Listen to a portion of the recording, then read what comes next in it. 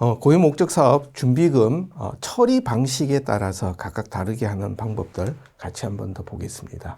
먼저 결산 조정 처리 방식입니다. 부채와 비용을 하는 경우 한번 이렇게 사례를 한번 보면, 첫 번째 기타 사업 부문의 수익 사업, 이제 기타 사업이니까 주로 수익용 재산이나 수익 사업이 주 내용이 되겠죠.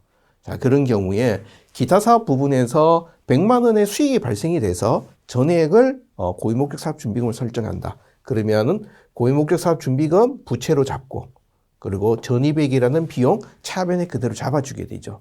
자, 이때는 기타 사업의 고유목적 사업 준비금이 있습니다. 물론 기타 사업에서 목적 사업 쪽으로 용도로 바로 쓸 수도 있지만, 그러나 지금 현재는 가능한 이 부분들을 공익목적 사업으로 자금을 이체시켜서 관리하는 것이 전체적으로 고목준비금 관리가 좀 더 용이해집니다. 그래서 그 다음에 이 고유목적 사업 준비금을 공익목적 사업으로 넘겨줬을 때 해당 부분 계좌로 이체시켜주면 이때는 예금이 빠지겠죠. 대변에 빠지고, 마찬가지로 고목준비금 설정된 게 차변으로 오면서 기타 사업 부분에서는 고목준비금이 없어지고, 그 금액 그대로가 공익목적 사업에 이 얘기들이 그대로 이관되어 있죠. 그리고 그 다음부터는 공익목적 사업에서 이 얘기들 사용한 것들을 관리해 주게 됩니다. 그래서 예를 들어서 목적 사업비로 예를 들어서 100만 원 중에 70만 원을 집행했다. 그렇게 되면 무슨 사업비, 또 여기에 따른 예금, 우리 일반적인 얘기죠. 그리고 해당되는 고유목적 사업 준비금과 고유목적 사업 준비금이 환입됐다는 회계 처리를 해주게 되면 고목 준비금에 대한 얘기들이 끝나게 됩니다. 물론 여기서 나오는 이 회계 처리를 할 때 어떤 경우는 발생될 때마다 이렇게 회계 처리하는 데도 있고, 어떤 데는 보통 때는 사업비를 쭉 하고 마지막에 1년 전체를 모아서 가는 경우도 있긴 합니다. 그러나 실무에서 제가 해본 여러 가지 경험에서 보면 연말에 모아서 하는 거는 편리하기는 한데 나중에 고유목적 사업 준비금이 어떻게 사용되었는지 내역을 뽑아내기는 쉽지 않습니다. 그래서 가능한 이렇게 건별로 하시는 것이 도움이 되겠습니다. 그 다음 두 번째, 조금 전 같은 경우는 그냥 기타 사업 부분이니까 아예 우리가 상관이 없었죠. 그런데 공익목적 사업 부분에 있는 수익 사업, 여기서 이제 발생했다. 자, 여기에서는 회계 단위가 우리가 공익법인 회계 처리할 때 이 기준에서는 동일한 거죠. 동일하다 보니까 여기에서 예를 들어서 어떤 공익목적 사업 부분의 수익 사업에서 100만 원 이익이 발생되면 똑같이 공익목적 사업 부분에서 100만 원과 이 전입액 잡는 거는 동일하게 우리가 생각하면 됩니다. 그 다음에 여기에서 공익목적 사업 내부에서 할 때는 우리가 한번 신경을 써줘야 되는 거는 회계 단위를 구분하지 않는 경우와 구분하는 경우. 회계 단위를 구분한다는 얘기는 이 두 가지가 전혀 별개의 조직으로 간다는 얘기입니다. 구분하지 않는다면 그냥 여기에서 들어온 거 바로 쓴다라고 얘기해버리면 되죠. 그래서 이때는 현금성 자산 빠지고, 그 다음에 현금성 자산. 그러니까 목적 사업에 사용하기 위해서 계좌로 이체했으니까 단순한 자금 이체에 불과합니다. 그러나 회계 단위를 만약에 구분한다면 이때는 고목준비금을 있었던 것을 어떻게든지 없애주는 절차가 한 번 더 있어야 되겠죠. 그래서 예금끼리 움직이긴 하지만 고목준비금도 같이 따라서 다른 회계 단위로 넘어가는 과정 자체가 회계 처리가 진행이 돼야 된다는 얘기가 되죠. 그러고 난 다음에 나중에 사업비 집행한다? 이때는 앞에와 동일하니까 큰 차이 없이 그대로 동일하게 잡아주시면 되죠. 고유목적 사업 준비금을 결산 처리 방식, 결산 조정으로 반영시킬 때, 부채와 비용으로 반영할 때는 우리가 할 때 유동부채, 보통 이제 비유동부채, 크게 부채를 이렇게 나눕니다. 여기에서 또 하나의 항목으로, 그러니까 유동부채, 비유동부채, 순자산도 아닌 다른 별개의 항목으로 고유목적 사업 준비금이 부채의 제일 밑에 한 그룹으로 들어갑니다. 그리고 전입액과 환입액, 옛날에는 이 기준이 나오기 전에는 주로 사업의 수익, 사업의 비용에다 많이 포함을 시켰는데 이거 자체가 사업의 비용 여기 이외 별도의 고유목적 사업 지급 준비금, 전입액, 환입액으로 별도의 회계 처리 나오는 계정 과목이 별도의 그룹핑으로 운영성과표에 보고되게 됩니다. 자, 이렇게 하게 되면 우리가 이제 결산 조정 처리 방식이 되고, 신고 조정, 잉여금에서 조정하는 방식이 됩니다.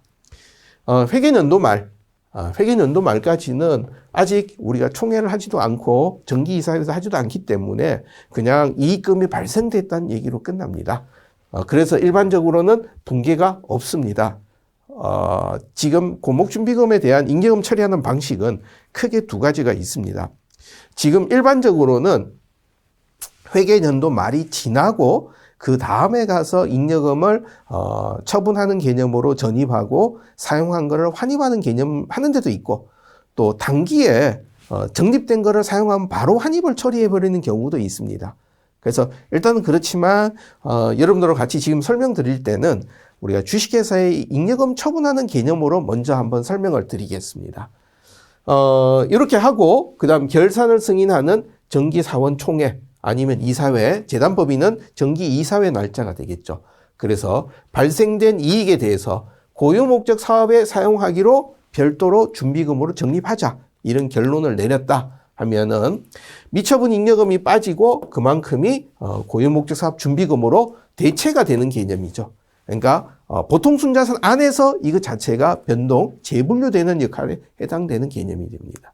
그러고 난 다음에 이런 얘기들을 우리가 적립 전 보통 순자산 내역을 한번 보면은 이때는 잉여금이 전체가 250이었는데 이것을 이렇게 처분을 하게 되면은 보통 순자산 잉여금 중에서 100만 원이 일로 빠지면서 100으로 바뀌게 되겠죠. 그렇지만 보통 순자산의 총액은 여기와 여기 다 두 가지가 동일하죠. 결국 보통 순자산에 대한 변동은 없고 보통 순자산은 범위 내에서 우리가 서로 분류를 다르게 한다. 다른 말로 여기에 나오는 고유목적사업 준비금은 목적 사업에만 사용하겠다. 그 얘기를 다른 말로 제약 조건을 부과한다. 뭐 이런 얘기로 설명을 드릴 수가 있겠습니다. 그 다음에 기타 사업 부분에서 적립한 준비금, 아까와 같이 이런 적립을 한 돈을 기타 사업에서 공익 목적으로 옮겨서 사용을 해야 된다. 자, 그렇게 되면은 고유목적 사업 준비금이 없어지고 현금성 자산 똑같이 없어지죠. 기타 사업에서는. 그리고 이쪽에서는 받아오니까 이 고유목적 사업 준비금이 들어오는데 이때는 이거 자체가 아까 제가 갔던 부채가 아니라 보통 순자산의 그룹에 있는 준비금으로 움직이게 됩니다. 그리고 다시 이제 사업비를 집행했다. 집행했다 그러면은 그 부분에 대한 사업비가 빠지고 이런 부분에 빠지고 그 다음에 미처분 잉여금 사용한 거에 대해서 환입으로 잡아주게 되는 개념이죠. 그 다음에 고유목적 사업 준비금에 대한 어떤 처분 주체, 그러니까 이것을 누가 처분을 하느냐, 또 처분 시기에 대한 얘기들은 아직 공식적인 얘기들이 나와 있지는 않습니다. 그러나 논리적으로 우리가 한번 생각해 볼 필요는 분명히 있는 이슈가 됩니다. 물론 세법에서 지금 부채로 가는 부분, 잉여금으로 가는 부분 양쪽을 다 인정하고 있고 또 이 시기에 대한 얘기가 특별히 없고 조특법은 일반적으로 영리조직이 이익 처분의 개념으로 움직인 거기에 대한 개념으로 이 고유목적 사업 준비금도 하나의 항목으로 넣어두었기 때문에 세법상으로는 주식회사와 같이 그대로 가더라도 전혀 문제는 없습니다. 그러나 비영리를 우리가 생각하는 입장에서 한 번쯤은 짚어볼 부분입니다. 영리조직에서 말하는 준비금 적립은 발생한 이익금을 어떻게 처분할 거냐 얘기입니다.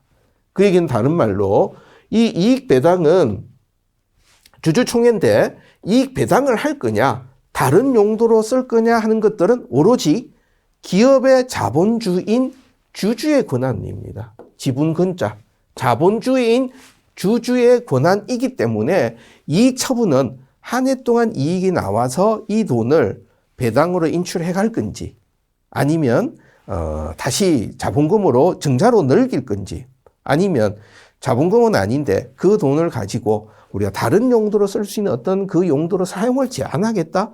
이 얘기는 오로지 주주총회가 결정할 사항이죠. 그러다 보니까 처분하는 시기도 결산이 확정된 이 결산을 확정하고 그 후에 승인하는 주주총회에서 이 부분을 결정하게 됩니다. 그리고 그 다음에는 적립 후 여기에서 나오는 이 준비금을 적립하고 적립된 때부터 그 다음에 이 자금을 쓰는 개념이 되죠.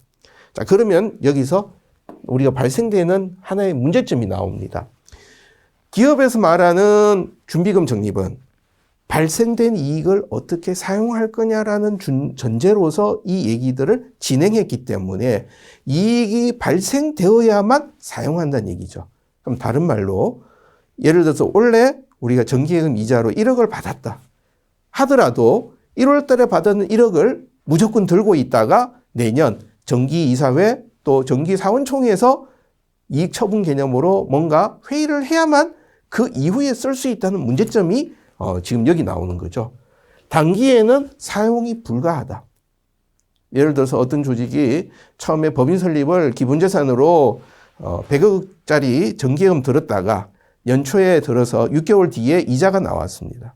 나온 이자로 사업을 해야 되는데 사업을 할 수 없다는 문제가 나오게 되죠. 자, 여기에서 이제 우리가 비영리 조직과의 어떤 차이가 있느냐 하는 얘기가 되는 겁니다.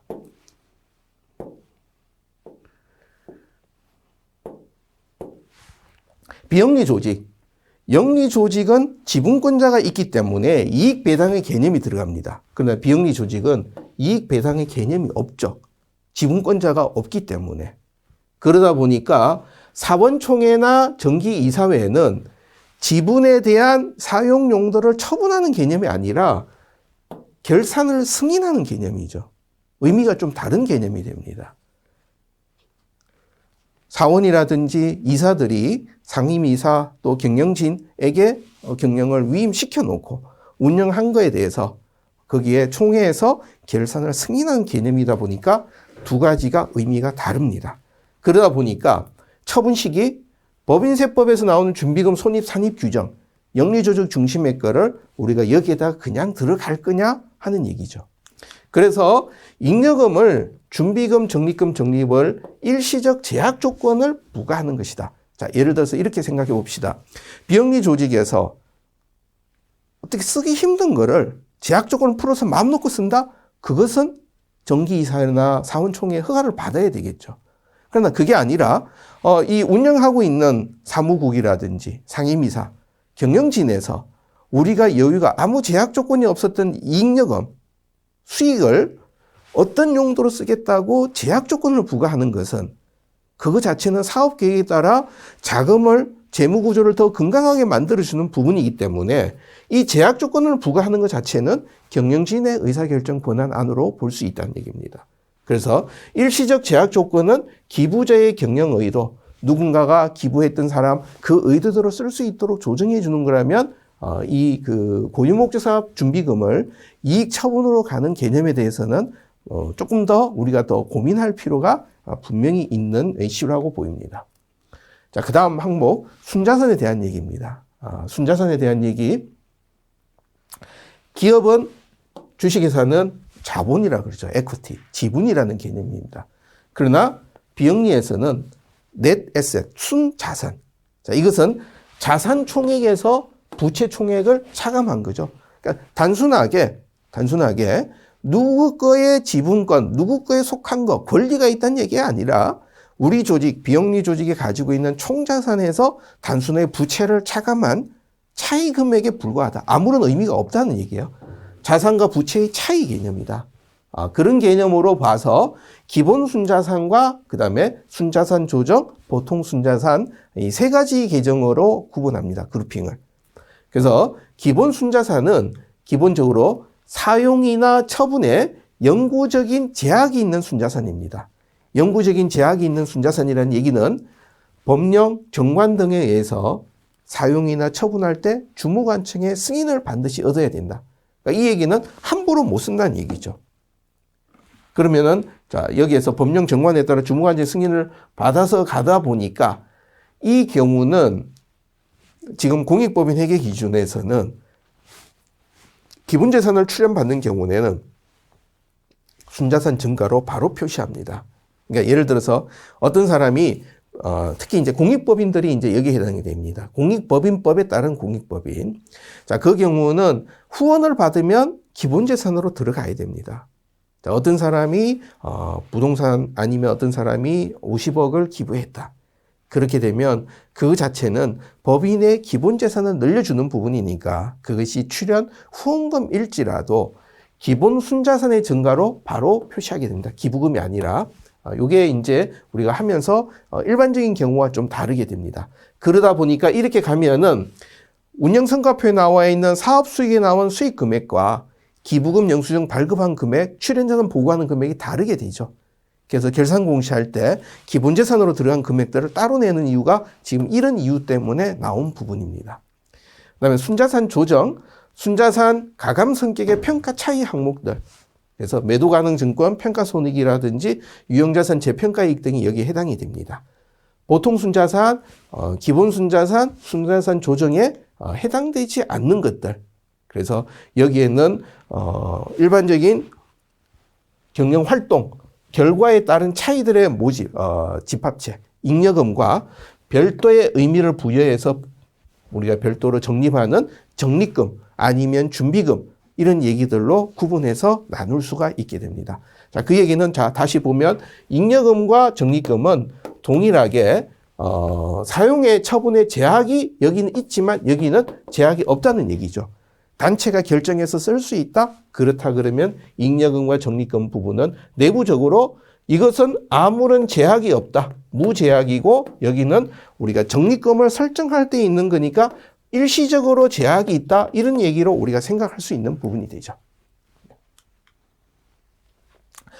기본자산과 순자산에 대한 우리 등기 기준에 나와 있는 것들 다시 보면은 임의 사용 처분 금지가 되고 영구 제약이고 임의 단체인 경우 자 등기법인은 여기 뭐 이게 바로 있으니까 바로 보이죠. 임의 단체 같은 경우는 비법인 단체 거기는 주무관청이 없죠. 물론 세법상으로는 주무관청이 없으면 국세청이 주무관청의 역할을 대신하지만 그렇다고 해서 세법상 필요한 것을 얘기를 하지 정관 변경에 대한 허가, 감독, 관청의 성격으로 하지는 않죠.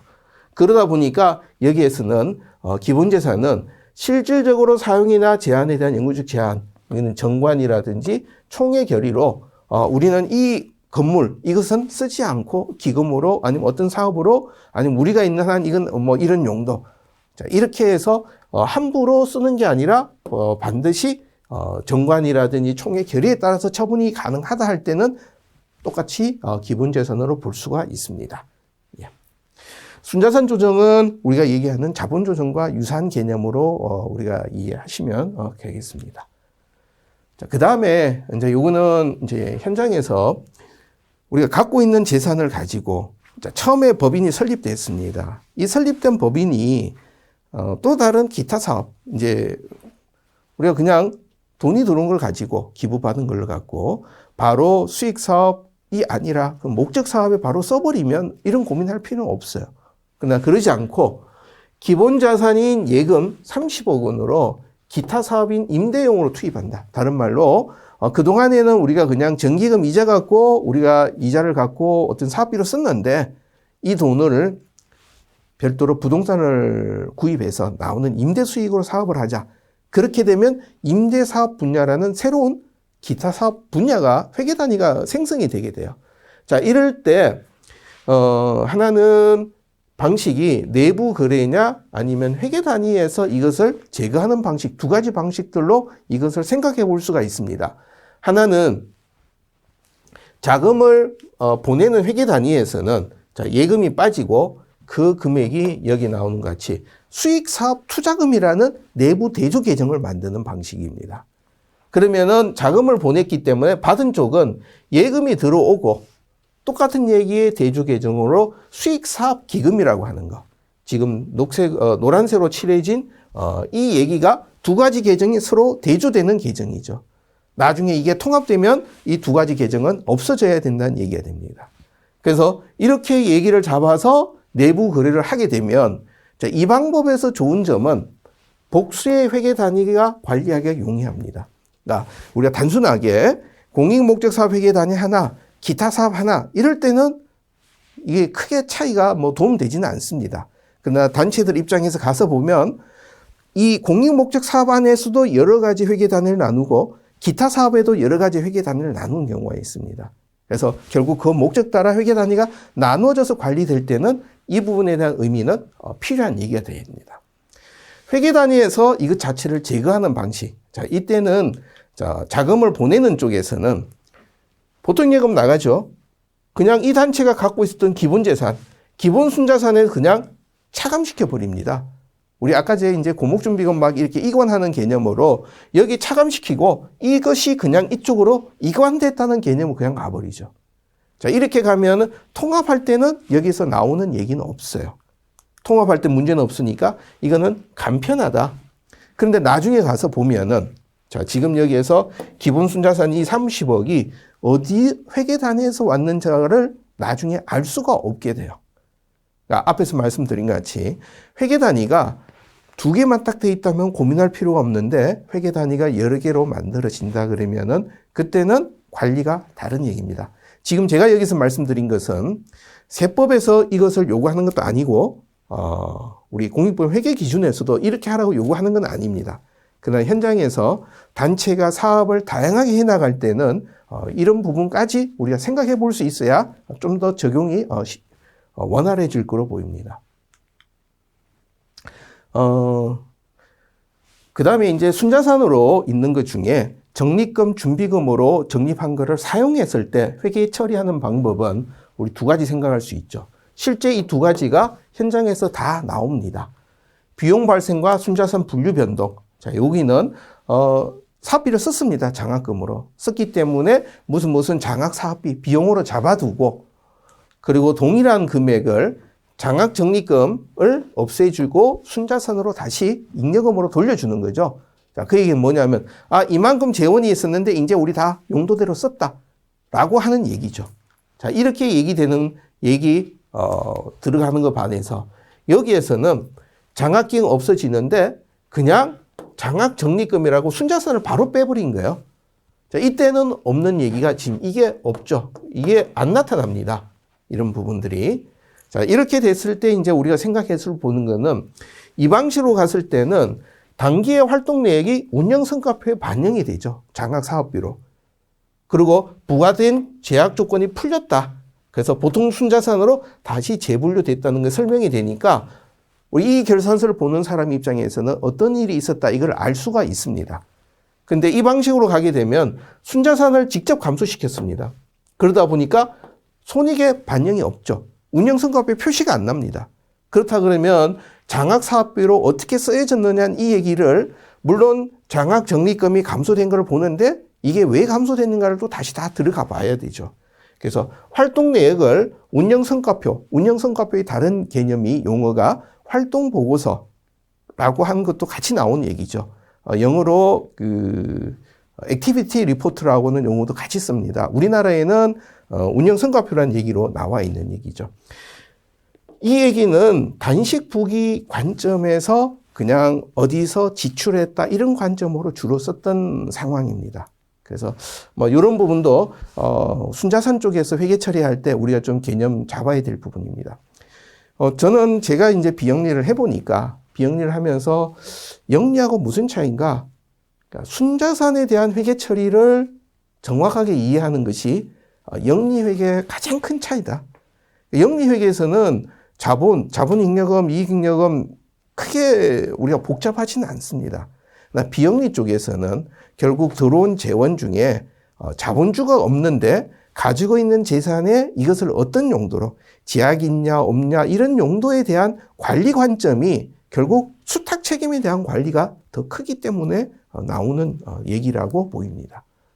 자, 그런 얘기하고 이제 그다음 운영성과표로 들어가 보겠습니다. 자, 운영성과표도 꽤 얘기들이 많이 나오는 얘기입니다. 자, 운영성과표 목적과 작성단이 기본적인 얘기입니다. 재무정보의 유용성, 공익사업의 수행성과와 관리자의 책임 수행 정도, 이것은 우리나라뿐만 아니라 우리나라의 개념체계뿐만 아니라 미국이라든지 영국, 일본 모두가 다 공통된 이행이죠. 그리고 운영성과표 작성단이 공익법인을 하나의 작성단위로 보아서 통합하고 또 목적사업, 공익목적사업과 기타 사업 부분으로 구분해서 같이 보여준다. 그리고 이 공익 목적 사업과 기타는 우리 재무상태표에서 본 거하고 동일하게 정관 기준으로 가고 법인세법 기준으로는 또 이런 얘기로 나눠진다. 뭐 이렇게 우리가 얘기를 풀어볼 수 있겠습니다. 운영성과표 표시하는 방식 기본적으로 우리 손익계산서 작성하는 방식하고 동일합니다. 결국 사업과의 관련성을 기준으로 이 배열이 됩니다. 목적사업과 관련됐으면 사업수익, 사업비용. 그 다음에 그것과 상관없는 쪽이 이제 그 사업 외수익, 사업 외비용으로. 그리고 고유목적사업 준비금 전입, 환입 두 가지를 잡고. 그리고 법인세 비용 또 이런 얘기 나오는. 법인세 비용 밑에가 이제 뭐 단기 잉여금 이런 단기 잉여 차익 이런 얘기가 나오겠죠. 결산서는 재무상태표에서 우리가 봤던 거와 동일하게 공익 목적 사업과 그리고 통합, 기타 사업 부분, 그리고 이 두 가지를 합한 통합 부분으로 이 결산서가 만들어지게 됩니다. 물론 통합 부분 할 때는 내부 거래를 제거한 금액으로 가야 됩니다. 물론 이거 자체가 완전히 구분되면 상관이 없는데 예를 들어서 기타 사업 부분에서 공익 목적 사업으로 그 공간을 임대하고 있다. 아주 큰 뭐 예를 들어서 공익법인이 기타 사업 부분에서 임대 사업을 하고 있습니다. 그 중에 여기에 단체가 들어와 있는데 둘 사이에 내부 거래가 있었다? 이것도 의미가 없는 얘기죠. 외부에서 볼 때는 그냥 하나니까 결국 연결해서 내부 거래 제거하는 개념과 같은 개념으로 이 내부 거래를 우리가 조정해 줘야 됩니다. 사업 수익. 자, 사업 수익 부분은 공익법인의 목적 사업 또는 기타 사업 결과 발생하는 경상수익. 그러니까 사업 부분 자체가 목적 사업, 기타 사업 나눴기 때문에 위에서 나오는 겁니다. 그리고 경상수익인데 이 얘기를 저는 다른 말로 우리가 사업수익이라는 거는 주된 사업 재원을 조달하는 방법이 뭐냐. 우리가 영리기업에서는 매출이라는 활동으로 그 조직의 재원을 획득하는 것이고 비영리 조직은 이런 활동으로 재원을 획득하는 거다. 자, 그러면 넓은 의미로 사업 수익 안에 영리 조직에 우리가 매출이라고 하는 개념이 그 하위 개념으로 들어온다고 생각할 수 있는 거죠. 그래서 사업 수익으로 열거되는 항목들은 기부금, 보조금, 회비 수익. 자, 이 기부금, 보조금, 회비 수익은 비영리의 독특한 성격이죠. 자, 우리가 예를 들어서 기업에서 받는 보조금은 자, 이런 얘기를 한번 해보죠. 기업은 어떤 조직이 영리 활동을 해서 매출을 일으켜서 자원을 획득하는 것이 주 목적입니다. 처음부터 국가라든지 지자체가 지원하는 사업에서 보조금 받아서 우리가 회사를 운영하겠다. 그것은 기업이 아니죠. 그래서 기업 자체는 처음부터 보조금을 목적으로 존재하는 건 아닙니다. 다른 말로 보조금을 얻어서 사업하겠다가 아닌 반면 비영리 조직은 개념적으로 스스로 수익 창출을 하지 않는 조직입니다. 원칙적으로는. 예외적으로 수익 사업을 하면서 간접적으로 재원을 조달하긴 하지만 자, 그런 개념이라면 우리가 대가 없이 받는 기부금, 보조금도 국가로부터 대가 없이 받는 수입이 되죠. 회비 수익 구성으로부터 들어오는 부분. 이런 부분들이 비영리에서는 이거 다 사업 외죠. 이런 부분들. 그런데 영리에서는 이것 자체가, 비영리에서는 이것이 사업에 필요한 재원을 조달하는 활동이기 때문에 사업 수익으로 올라오게 됩니다. 그리고 더불어서 투자자산 수익, 여기 나오는 이자 배당. 자, 비영리, 예를 들어서 우리 이렇게 생각해 보죠. 주식회사에서는, 금융회사에서는 투자 수익 매출액이 되죠. 일반 회사에서는 이자 배당 다 영업의 수익이 되죠. 이유는 그 자체가 목적 사업과 관련되었느냐는 얘기입니다. 목적 사업에서 조달되는 재원이냐. 그러면은 여기에서 사업 재원 조달을 할 때 어떤 조직이 이자를 얻어서 배당을 얻어서 그 돈으로 사업을 하겠다. 주로 장학재단이라고 얘기를 해보죠. 장학재단에서 거기서 수익 사업에서 배당을 받아서 정기예금에서 펀드에서 나오는 이익금으로 사업을 하겠다. 그러면 그 이자와 배당은 주된 사업 재원 조달 창구가 되기 때문에 사업 수익으로 분류가 됩니다.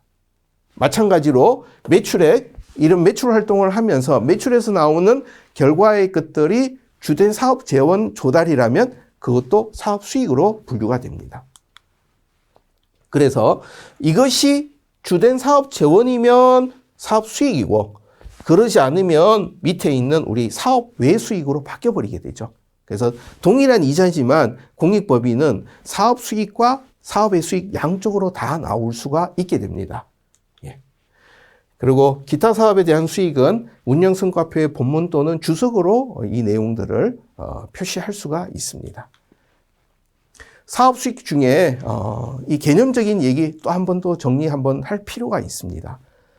우리가 앞에서 기부금, 보조금, 또 회비 이 세 가지를 했는데 아마 여러분들이 현장에서 단체 실무자 만날 때 가장 많이 혼란스러운 부분이 이 용어에 대한 것과 실제가 지금 다르게 가고 있다는 점이 가장 어려우실 겁니다. 지금 증여, 출연, 기부, 회비, 보조금이라는 것들이 각각 개념적으로 우리가 보게 되면 증여, 출연, 기부라고 하는 거는 자, 일단 출발을 어떻게 보냐면 증여라고 하는 행위는 민법에 나와 있는 법률 행위입니다. 민법에서는 당사자 일방이 무상으로 재산을 상대방에게 수여하는 행위입니다. 상대방이 무상으로 이해하니까 대가 없이 가는 거죠. 물론 내가 증여하겠다, 상대방이 수락한다 이 절차는 필요하지만 중요한 것은 일방이 무상으로 제공을 하는 겁니다. 그래서 이것을 갖고 우리는 증여라고 하죠. 민법 554조에 나와 있습니다.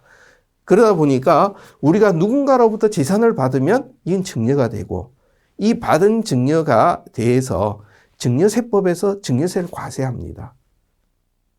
그래서 일반적으로는 비영리법인도 증여세 납세 의무가 있으니까 공익법인이 받았던, 이제 공익법인이 아니라 일반 비영리법인이 받으면 증여세를 내야 된다? 증여세법에서 관리하는데 이 중에 공익법인인 경우는 과세가액에 산입하지 않겠다. 과세가액 불산입이라는 용어죠. 그러니까 그 얘기는 처음부터 비과세라는 얘기는 아닌데 이 증여를 받으면 공익법인에게 일정한 요건이 계속 충족되면 증여세 과세가액에 포함하지 않고 그 요건이 충족되지 않으면 다시 과세가액에 산입하겠다. 이런 얘기가 되죠. 자, 그건 조금 제가 너무 넘어간 얘기고 일단 증여가 됩니다. 그리고 법률적으로 상대방에게 재산권을 이전하는 것을 출연이라 그럽니다. 결국 물론 정부 쪽에서 출연, 출자, 출연기간 이 얘기는 좀 다른 얘기입니다. 지금 제가 얘기한 것들은 민간 부분에서 우리가 증여라고 하는 용어, 출연을 한다는 얘기, 상정법에서 주로 나와 있는 이 출연이라는 얘기는 법률상으로 동일한 개념입니다. 즉 뭐냐면 자발적인 의사로 타인에게 무상으로 제공해 주는 것. 그런 관점에서 우리가 얘기하는 기부, 후원 다 동일한 얘기가 되는 부분입니다. 그래서 아마 여러분들이 보시면 법인세법에서 나오는 기부금, 상정법에서 나오는 출연, 후원 이런 얘기들 현장에서는 주로 후원이라는 용어를 많이 쓰죠. 이것이 다 섞여 있는 부분입니다. 그래서 이런 얘기들에 대해서 우리는 기부금 영수증이라고 발급해 주게 되죠. 그러다 보니까 자 그러면 무슨 모금회 공동모금회가 이제 대표적이죠. 또 민간 부분의 지원 조직, 예를 들어서 어떤 재단법인이 지원 사업을 한다. 우리가 거기에서 뭔가를 받았다. 자, 그 뭔가를 받을 때 아무런 대가 없이 상대방이 우리를 도와주려고 먼저 줬다. 그러면 그거 자체도 바로 여기서 말하는 출연에 해당된다는 얘기가 됩니다. 자, 여기서 중요한 거는 자발적이다. 무상이어야 된다. 의무가 아니라는 얘기입니다. 거기에 반해서 회비는 특정한 조직의 구성원들이 단체가 활동하는 데 필요한 어떤 경비, 그것이 단체 유지 경비일 수도 있고 단체가 활동하는 경비가 될 수도 있고 뭔지 필요한 경비를 분담하는 의무적인 분담이다. 그러니까 의무라는 점이 여기에서 중요한 부분입니다. 의무적인 분담금이다 보니까 자발적이란 이 위에 게 자발적이라면 밑에는 의무적이다. 가장 중요한 차이입니다. 단체가 명칭을 어떻게 쓰느냐가 중요한 것이 아니라 이거 자체가 자발이냐 의무나라고 구분하시면 좀 더 쉬워질 겁니다. 그런데 예를 들어서 의무 범위를 넘어서 회원들이 자발적인 의사로 내는 특별회비 이런 경우 있죠. 어떤 조직이 회비를 받아서 움직이는데 뭐 이렇게 하다가 보니까 뭐가 좀 부족하다. 아니면 이번에 좀 특별 사업을 하고 싶다. 그러면 회원들에게 우리 이런 사업 할 테니까 각자 형편 닿는 대로 17반 돈 모읍시다. 이때는 안 내도 아무 문제가 없는 거죠. 자, 그때는 이게 자발적인 게 되기 때문에 회비는 특별회비라는 명칭인데도 불구하고 성격은 여기 나오는 기부 후원금으로 분류가 되게 됩니다. 이 두 가지 우리가 생각해야 되는 게 중요한 구분이 되겠습니다. 자, 그 다음에 있는 부분, 보조금과 간접 보조금. 자, 요 얘기는, 자, 이런 부분들은 다 민간 부분에서 움직인 거죠. 돈을 제공하는 쪽이 기업이었던 개인이었던 민간 부분에서 발생된 겁니다. 보조금이라고 하는 거는 이 부분은 주로 중앙정부나 지자체가 넘어오는 부분이죠. 그래서 행정행위의 개념으로 움직인 것이 이 보조금입니다. 그래서 앞에서 잠깐 한번 보셨지만 보조금은 국가 외의 자가, 국가가 아닌 사람이 일반 민간 부문의 단체들이 수행하는 사업에 대해서 행정행위로서 여기에 보조금, 부담금, 급부금 세 가지가 나오는 부분입니다. 명칭 세 가지만 다 보조금으로 분류가 되고 있습니다. 이거는 보조금 관리에 관한 법률에 따라서 관리되고 있는 부분이죠. 그래서 민법상에 나오는 증여와는 차원이 서로 다르다. 그리고 또 하나 여기 간접보조금이라는 용어가 있습니다. 이 간접보조금이라는 것은 중앙이라든지 1차 상위 기관에서 보조금을 내려주고 이것을 재원으로 다시 또 다른 민간 부분에다가 지원해 줄 때 이때 나오는 것을 갖고 간접보조금이라고 그러죠. 그때는 직접 받지 않았기 때문입니다. 그래서 간접보조금인 경우는 성격 자체를 다 보조금 범주로 동일하게 봅니다. 그러면은 아마 여러분들이 기억하실 때 출연자산 보고할 때 보조금 받은 내역들은 출연자산 수입 지출 관리에서 빠지게 되고 또 세무 확인을 할 때 나오는 거기에도 보조금은 빠지고 왜 그렇겠습니까? 이 부분은 우리가 증여라든지 이런 부분들을 받으면 기부자에게 기부금 공제 또 단체에게는 증여세, 비과세 혜택이 과세사액 불산입이라는 혜택이 부여가 되는 거죠. 그러나 보조금은 국가가 주는 건데 이것은 국가가 주는 보조금 자체는 증여세 비과세입니다. 아예 해당이 안 됩니다. 그리고 여기에 대해서 보조금은 국가가 이 부분을 관리하기 때문에 이 부분에 대해서 우리가 따로 얘기할 게 아니라 그 보조금 쪽에서 주로 관리하고 증여세법, 상정법, 출연재산을 관리하는 상정법은 출연재산에 대한 포커스가 주 내용이 됩니다. 그래서 단체가 받은 것들이 어디에서 들어온 것이냐가 여러분들 회계 처리하면서 회비, 후원금, 보조금 이 구분되는 것이 나중에 또 다른 세무 보고할 때도 아주 중요한 기준이 됩니다. 그래서 이 부분 우리가 잘 정리해서 볼 수 있으면 좋겠습니다. 그 다음에 사업 수익을 볼 때 기부금에 대해서 수익을 인식하는 시기라든지 이런 부분들은 실제 기부받는 시점에 인식합니다. 이 실제 기부받는 임시. 그래서 그래서 뭐 CMS, 신용카드, ARS, 포인트 이런 얘기들이 있습니다. 자, 예를 들어서 우리가 통장으로 바로 돈이 들어왔다. 그러면은 통장에 들어왔기 때문에 기부자 입장이나 우리가 받은 입장 동일하니까 문제가 없습니다. 그러나 예를 들어서 이 CMS라고 하는 경우들, 지로라고 하는 경우는 기부자가 하면은 금융결제원이나 아니면 CMS 중개기관에 돈이 들어가 있다가 하루나 이틀 사이, 당일 출금도 있지만 보통은 당일 출금, 그 다음에 이 길 넘어가는 개념입니다. 시차가 있게 되고 지로 같은 경우는 시차가 더 있게 됩니다. 그렇게 됐을 때 그러면은 단체의 입장에서 입금된 시점과 기부자에게서 인출된 시점과 이 두 가지가 우리가 수익 인식 시기의 차이가 나오게 되죠. 그럼 여기에서 두 가지 관점에서 우리는 판단해 볼 수 있겠습니다. 첫 번째, 인출을 해갖고 여기에 금융결제원이 인출을 했다 그러면 그 돈이 외부로 빠질 가능성 전혀 없죠. 왜? 그 돈은 우리가 요청한 거를 기부자라도 받아서 금융결제원이 당일 우리한테 보내줄 수도 있는데 효성이 당일 보내줄 수도 있는데 그것을 어떤 그 업무 처리 순서 때문에 그 다음날로 미뤄서 송금해 주는 거죠. 그러니까 그 얘기는 다른 말로 우리 돈이 여기 안에 있다는 얘기죠. 그러니까 다른 말로 이제 이렇게 우리가 생각할 수 있습니다. 여기까지가 우리가 가지고 있는 부분이라는 얘기죠. 그렇다 그러면 결국 단체의 그 기부자, 통장에서 인출된 시점에는 이 자금에 대해서 우리 입장에서는 통제 가능성을 가졌다는 얘기죠. 그러면 자산의 요건을 충족하죠. 그러다 보니까 이 경우에서는 우리가 기본적으로 기부자에게서 인출되면 우리 쪽에서는 우리가 수익으로 인식해야 된다. 그리고 또 하나, 만약 우리 통장으로 입금했다고 보면 기부자 입장에서는 본인은 분명히 2021년 12월 31일 날 기부했는데 통장에서 빠져서 여기에서는 그 다음에 1월 2일 날 기부받아도 기부명령 발급해 주는 거예요. 기부자 입장에서는 수용이 안 되는 얘기가 되죠.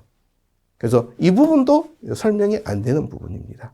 그래서 기본적으로는 우리가 여기에 대해서 통제 가능한 어떤 획득할 수 있는 부분이 있다면 할 수 있습니다. 그래서 CM에서 지로 신용카드도 마찬가지죠. 그래서 신용카드 결제했는데 본인이 안 갚았다. 그 다음부터는 카드사하고 그 사람하고 관계지 우리가 받는 건 아무 문제 없죠.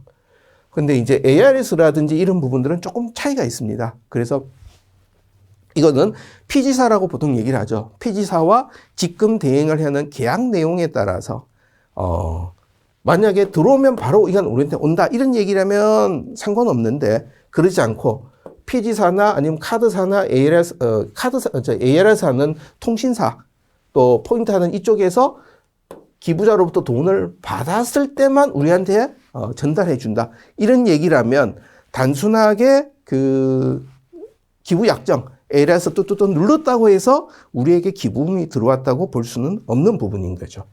그래서 직금 방식에 따른 차이를 고려해야만 됩니다. 현물 기부 공정가치로 평가하는 거고 용역 기부 국내에서는 인정 안 합니다. 해외에서는 외부 구매가 필요한 상황에서 객관적인 금액을 추정하면 가능한 부분인데 우리는 아직 하지 않고 그 재난지역 자원봉사만 하는데 그것도 개인만 해당이 되죠. 그래서 그런 얘기가 우리 좀 얘기할 수 있는 부분이고, 그다음에 납부가 강제되는 회비, 회수가 확실해지는 지점에 우리는 수익으로 인식합니다. 그리고 또 하나, 회수가 확실하고 강제된다 그러면은 회비에 대해서 이제 그냥 뭐 아무 의미 없이 들어온 회비도 있을 수 있지만 어떤 경우는 협회라든지 이런 쪽은 기간에 대한 귀속을 따지는 경우도 있을 수 있습니다. 그래서 협회 회원들이 안에 회원으로 내 있으면서 회비를 냈을 때 어떤 혜택을 받는다? 그러면 그 얘기는 기간 배분 얘기도 우리는 해야 되게 됩니다. 기부금이, 보조금이 기본 순자산에 해당되는 경우 기부금이 아닌 기본 순자산의 증가로 인식을 해야 됩니다. 그래서 요 얘기들을 전체 한번 정리 한번 해보겠습니다. 사업 수익에 대한 얘기들. 공익 목적 사업과 기타 사업으로 나눠지는 것. 그리고 사업 수익과 사업 외 수익으로 나눠지는 부분. 이제 크게 이제 두 가지 나눠지죠. 자, 여기에서 먼저 한번 보면 사업 수익과 사업 외 수익은 이것이 주된 재원이냐 아니면 부수적인 활동에서 나온 것이냐 이것으로 우리는 구분할 수 있겠습니다. 그 다음에 공익목적 사업 수익과 기타 사업 수익이라고 할 때 기타 사업 수익에서는 적극적으로 돈을 벌어서 이것으로 목적 사업에 뭔가 도움을 주겠다는 얘기가 여기 나오는 기타 사업 수익입니다. 그러나 여기 공익목적 사업에서 나오는 사업 수익은 물론 여기서도 나오지만 이거 자체가 목적은 아니란 거죠. 여기서 나온 돈으로 이것은 목적 사업을 하다 보니까 부수적으로 나온 얘기입니다. 그래서 실제적으로는 공익목적 사업 쪽에서 이런 얘기가 나오기는 쉽지 않은 부분이죠. 경우가 많지는 않습니다. 자, 이런 얘기들 가지고 한번 보게 되면은, 자, 첫 번째, 사업 수익에 나오는 투자자산 수익, 이자, 매출. 이거는 공익목적 사업인데 수익 사업에 해당되는 것들이 있을 때는 여기에 나올 수가 있게 됩니다. 사업의 수익. 이 경우는 전혀 하진 않고 보통 예금이나 단순하게 예금을 가지고 있으면서 나왔던 이자들은 여기 B로 들어가게 됩니다. 기타 사업 수익 부분은 임대소득이라든지 금융투자 가치, 적극적으로 사업의 주된 재원을 조달하려고 막 노력하는 활동, 이 부분은 여기 있는 이 부분으로 그룹핑이 돼줘야 되겠죠. 그리고 그 부분 속에서도 예를 들어서 기타 사업 부분에서 보통예금 이자들, 보통예금도 수익사업 부분에서 발생되지만 이자의 성격 자체가 여기 사업 재원에 적극적으로 이 재원, 주된 재원은 아니기 때문에 밑으로 내려서 봐야 되는 부분이 되겠습니다. 그래서 아마 이 사업 수익을 어디로 구분하는 부분들이 현장에서 또 실제 상당히 이제 곤혹스러울 때가 많이 있을 겁니다. 그래서 이런 부분들을 같이 고민해 가면서 계속 사례들이 만들어지면 그 다음 얘기들도 또 해볼 수 있을 거로 보입니다. 자, 그 다음에 이제, 기부금 등이 기본 순자산에 해당되는 경우는, 자, 앞에서 우리가 이제 설명해 드렸을 때, 공익법인 회계 기준은 기본재산으로 추정할 때 이런 것들이 되니까, 우리 순자산 증가로 봐버립니다. 그래서 이 경우는 공익법인의, 운영 성과를 명확하게 나타내지 못한다 하는 좀 어려움이 있습니다. 왜? 기본 재산을 받은 것도 단체가 운영 활동의 한 부분이다. 재원 조달의 활동, 뭐 이런 얘기들이 나올 수 있는데 양쪽에 대한 차이는 논리적으로 좀 있을 수 있는 부분입니다. 기본 순자산을 수익으로 발생시켜서 이것을 잉여금에서 기본 재산으로, 보통 순자산에서 잉여금으로, 기본 순자산으로 돌리는 방법도 논리적으로 의미가 있고, 공익법인 회계 기준 같이 기본 순자산 증가로 바로 가는 것도 의미가 있는데, 그거 자체는 우리가 양쪽 다 있는데, 지금 기준은 이 입장이니까 기본 순자산으로 가야 되는 부분입니다. 그 다음 보조금에 대한 얘기. 보조금은 기준에서는 여기에 대한 조문에 직접 언급이 없습니다. 조문에서는. 그런데 결산서에서 예시하면서 이 부분 사업 수익으로 표시하도록 지금 되어 있고, 그리고 지침서에서는 사업 수익으로 보조금을 표시하고 있습니다. 우리가 일반 기업회계 기준 관점에서는 자산을 차감하거나 비용 차감을 하는 관점이 되죠. 그래서 얘기가 없으면 일반 기업회계 기준을 준용해야 되는 거 아니냐라는 부분인데, 지금 보시는 것 같이 우리 결산서라든지 지침서에 나와 있고, 기본적인 관점은 영리조직의 보조금 수령은 주된 활동이 분명히 아닌데 반해서 비영리 조직은 이것이 주된 활동이 없기 때문에 이건 분명히 다른 관점으로 봐야 된다. 그래서 이것 자체도 수익 창출 활동이 되니까 사업 수익으로 들어가야 된다 하는 얘기가 됩니다. 그리고 우리가 비용 차감으로 갔을 때는 결국 관련 비용을 차감해 버리면 운영 성과표에 나온 활동 결과가 실질적으로는 하나도 없게 되죠. 모든 단체가 보조금을 받은 단체가 다 차감해 버렸을 때는 결국 이제 그 의미가 다른 얘기가 됩니다.